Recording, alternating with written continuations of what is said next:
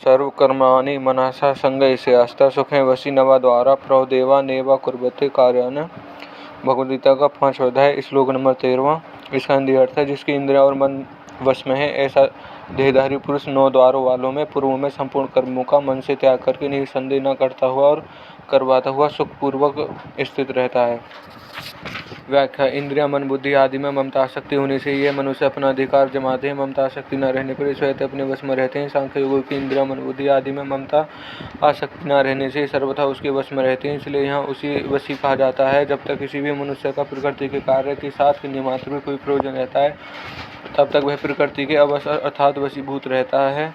प्रकृति सदैव क्रियाशील रहती है, अतः प्रकृति से संबंध बना रहने के कारण मनुष्य कर्म रहित हो नहीं सकता। परंतु प्रकृति के कार्य स्थूल, सूक्ष्म और कारण तीनों शरीरों में ममता आसक्ति पूर्वक कोई संबंध न होने से सांख्य योग की उनकी क्रियाओं के कर्ता नहीं बनता। यद्यपि सांख्य योग का शरीर के साथ किन्हीं मात्र भी संबंध नहीं होता, तथापि लोगों की दृष्टि में वह शरीरधारी ही दिखता है, इसलिए उसे देही कहा गया है।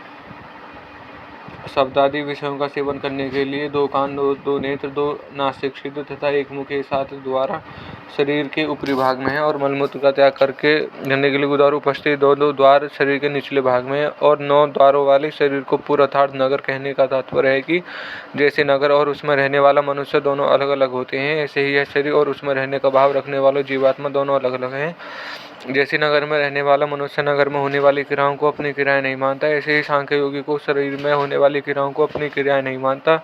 इसी अध्याय के 8वें 9वें श्लोक में शरीर, इंद्रिय, मन, बुद्धि और प्राणों के द्वारा होने वाली जिन 13 क्रियाओं का वर्णन हुआ है, उन सब क्रियाओं का बोधक यहाँ सर्वकर्माणि पद है। विवेक पूर्व यहाँ मनसा सतना से पदों का अभिप्राय है। विवेक पूर्वक मन से त्याग करना। यदि इन पदार्थों का अर्थ केवल मानने से त्याग करना माना जाए तो दोष आता है, क्योंकि मन के त्याग करना भी मन की एक क्रिया है और गीता मन से होने वाली क्रियाओं का कर्म मानती है। शरीर से होने वाली क्रियाओं के कर्तापन मानने से त्याग करने पर भी उनकी क्रिया का कर्तापन तो ही रह गया। अतः मनसा संन्यास पदों का तात्पर्य है विवेक पूर्वक मन से क्रियाओं को कर्तापन का त्याग करना, अर्थात कर्तापन में माने हुए संबंध का त्याग करना।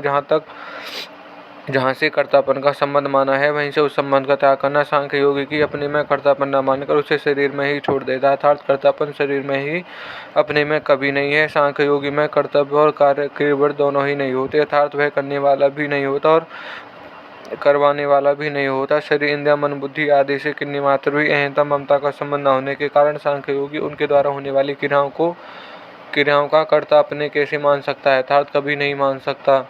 इसी अध्याय के 8वें श्लोक में भी नेवा किंचित् करोमि पद से ही बात आई गई है कि 13वें अध्याय के 31वें श्लोक में भी भगवान ने शरीर स्थो पदों से कौनते से करोति पदों से कहा है कि शरीर में रहते हुए भी यह अविनाशी आत्मा कुछ नहीं कर सकता। यहाँ शंका होती है कि जीवात्मा स्वयं कोई कर्म नहीं करता, किंतु वह प्रेरक बनकर कर्म तो करवा सकता है। इसका समाधान यह है कि जैसे सूर्य भगवान का उदय होने पर संपूर्ण जगत में प्रकाश छा जाता है, लोग अपने अपने को कर्मों में लग जाते हैं। कोई खेती करता है, कोई वेद पाठ पढ़ता है, कोई व्यापार करता है आदि, परंतु सूर्य भगवान विहित या निषिद्ध किसी भी क्रिया के प्रेरक नहीं होते।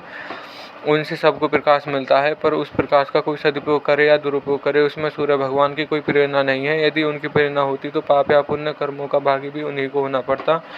ऐसे ही चेतन तत्व से प्रकृति को सत्ता और शक्ति तो प्राप्त होती है, पर वह किसी क्रिया का प्रेरक नहीं होता। यही बात भगवान ने यहाँ ना कारण पदों से कही है। मनुष्य मात्र की स्वरूप में स्वाभाविक स्थिति है, परंतु वे अपनी स्थिति शरीर, इंद्रिय, मन, बुद्धि, प्राण आदि में मान लेते हैं, जिससे उन्हें इस स्वाभाविक स्थिति का अनुभव नहीं होता। परंतु सांख्य योग की निरंतर स्वरूप में अपनी स्वाभाविक स्थिति का अनुभव होता रहता है।